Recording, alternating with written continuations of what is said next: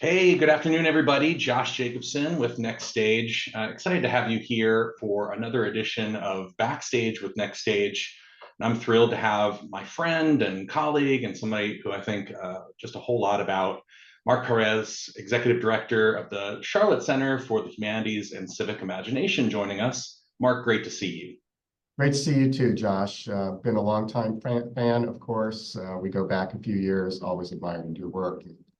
Big fan of yours. Mark, you're the best. Well, excited to have you here to talk a little bit about some of the upcoming things that the Charlotte Center is doing. Of course, things that inspire us, your work and the Charlotte Center's work. So I'll start with kind of an open-ended question for us to dig into. In a world so focused on measurable outcomes and concrete business models, why is it important to create space for ideas and the people who think them? Yeah, Josh, I can't really think of anything more important.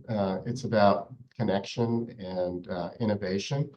When we come together, we uh, deepen belonging, deepen relationships, create possibilities, address problems, um, inspire optimism. I think those are all the positive outcomes when you have good facilitated conversation around concerns and issues that matter. So yeah, it's about connection and innovation. Yeah, I feel the same way.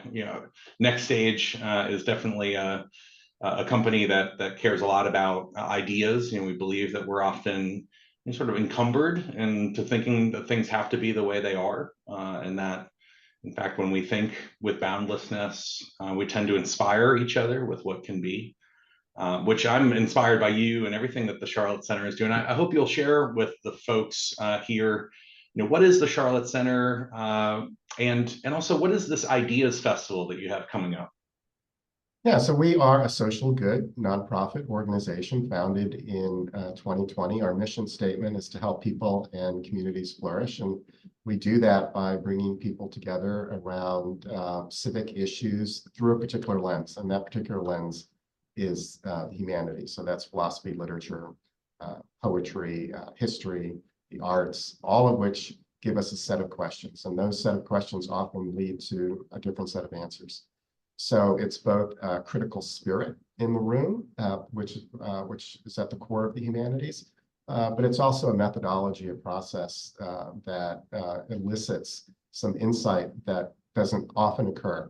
And so we talk about delivering a different kind of conversation, and that's what the Charlotte Center is about. But it's not simply humanities; it's about civic imagination. Those two words go together, so it's leaning into the future about how we can live in community together in a better, more robust, flourishing way.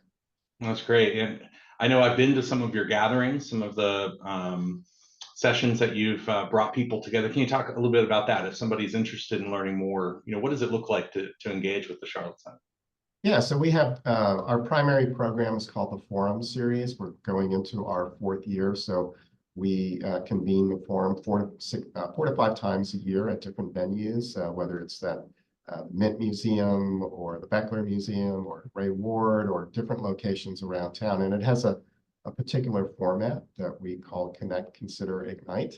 And so we activate the audience for people to meet with each other, to listen to very compelling presentation, but also then to consider it afterwards, not simply to leave the room inspired, but to ask, well, how does this insight lead to action?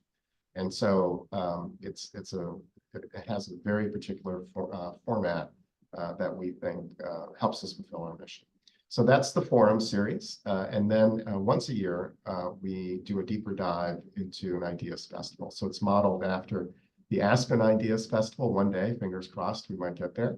But in terms of spirit and ethos, it's designed to do the same thing. So we bring in national speakers, we elevate local speakers, we have panels and presentations and lectures and forums over a 6-day period during Charlotte Shout. And so that's coming up this April. And we're super excited about it. Yeah, we're just a month and change away from that event, and just to encourage anyone watching this, to both check out these monthly gatherings. At some of the smartest people I've met in Charlotte gathering together, but also very approachable. People who just care a lot about the world around us and want to be around other people who share that sort of desire for insight and to question a bit of why things are the way they are. And then of course this Ideas Festival, which sounds awesome. And there's a contest, is there not? The Big Ideas Contest. Wonder if you could maybe share a little bit about that contest. Yeah, it's something new, part of the festival this year, but we wanted to do outreach and cast a net to the community at large. So it's called What's the Big Idea? And it's inspired by the Athenian pledge. Citizens long ago pledged to leave the city greater than the one they found. So inspired by that pledge, we're asking the same question: what's the big idea to make Charlotte greater and more beautiful?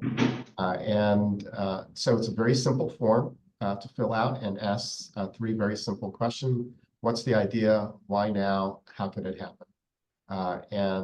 So the text box is less than 200 words, and the deadline is March 9th. But our hope is that as many people as possible who have an idea about what might make this city bigger and better and more beautiful will respond. And then we will invite the 6 finalists to present on April 9th, Saturday, during Charlotte Shout. And then we'll have a grand prize winner who will receive $1,000 plus our 2024 Athena Owl Award, which that's the big thing. So yeah, so we're hoping that everyone who listens to this will be inspired and jump in on the contest. Yeah, definitely. Well, and if you're seeing this, you probably found it on our social media or in our newsletter, so it will definitely be linked there. Also go to the Charlotte Center's website, because I know that there's a really attractive overview of what this is. And hey, $1,000. I mean, I know people who have ideas that they want to share. So it sounds like a pretty easy low bar of entry. 200 words isn't hard to do. So I'm going to encourage everybody. And I know I'm putting in one. I've been thinking about it, noodling on it. There's so many ideas, but I think I've got a good one. So I'll be sharing that soon. So final question, because Mark, every time we get together, I know our conversations tend to devolve into a discussion of the Beatles, which I know we were both inspired by in our formative years, the Beatles, and that they continue to stay with us. And I'm always wondering who your favorite Beatle is today, because I know it's a moving target, isn't it? Yeah, I think it's a moving target for every Beatles fan. I love the title of the latest song, Now and Then, because it's so evocative of their entire spirit and what it means to appreciate the Beatles. So John, Paul, George, and Ringo, right? Yeah. And so I have been passionate about John, passionate about Paul, passionate about George, but I thought I would put in a plug for Ringo. Right. For many reasons. I think he's an underappreciated glue for the band. One, he brought a musicianship to the band, which immediately elevated them. Two, he has a sense of humor and a humility about him that I think probably took the edge off of a lot of conflict. The band could have broken up a couple of years earlier, I think, if not for Ringo's influence on the band.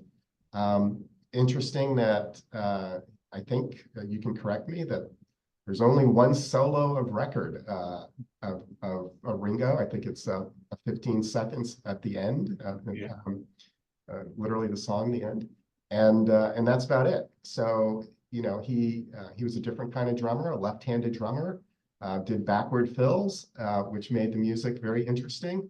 So I'm putting a plug in for Ringo. It's great. I actually saw something recently where rock drummers were all reacting to and standing up Ringo and his importance. I also really loved during the Get Back documentary, seeing his engagement and conversations. He just seemed to be, you're exactly right, the glue, and somebody just so approachable and affable. So Very good. Well, Mark, I always enjoy spending time with you. I want to again encourage everyone to go check out the Ideas Festival. It's coming up as part of Charlotte Shout, as well as the Big Idea Contest, which you can find again where you found this Backstage with Next Stage. So we will see Thanks, you Josh, next for all that time. you do. Yeah, sorry, say that again. I said, thanks for all that you do. Yeah, exactly. Thank you. Thank you, Mark, for being here with us, and we'll look forward to the next session.